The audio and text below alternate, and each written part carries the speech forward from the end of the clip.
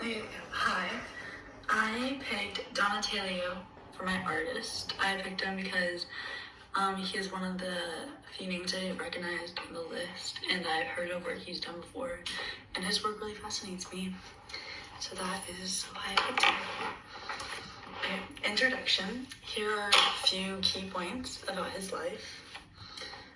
First one reads that his full name is Dante di Niccolo di Bardi, but everyone just says it's a Donatello because obviously that's really hard to say.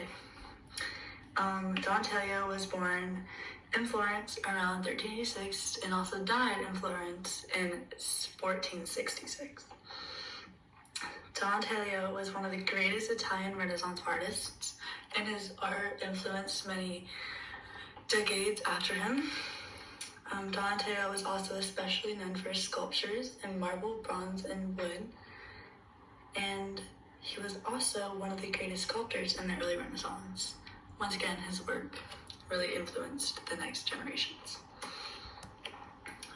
For the formal analysis, I'm going to be focusing on one of Donatello's most known pieces, which is his David. Seeing right here, that's his David. Formal theory. Well, formal theory is how you personally interpret the art and how you think the art means, or how you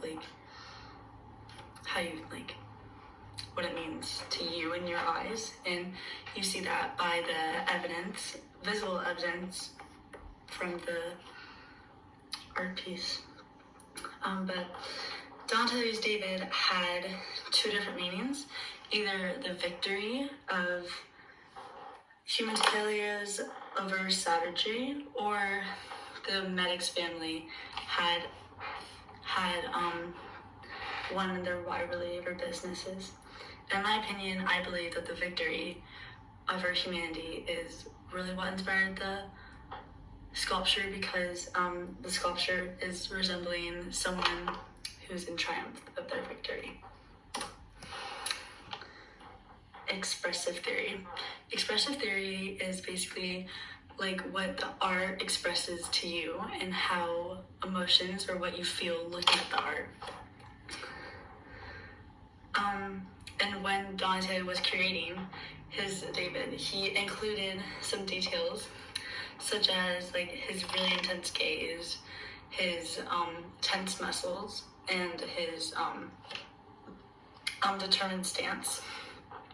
All played a huge factor into what you look and how you feel once you see his art. And the emotions that I feel are attached to Dante's David is the feeling of victory and the feeling of importance, because Florence was a very small town and they felt important after winning that battle.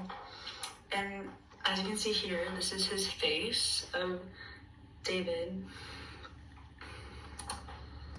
Okay, contextual theory. Well, contextual theory mainly focuses on the context around the artwork and like what's happening in that time period that the artwork is created.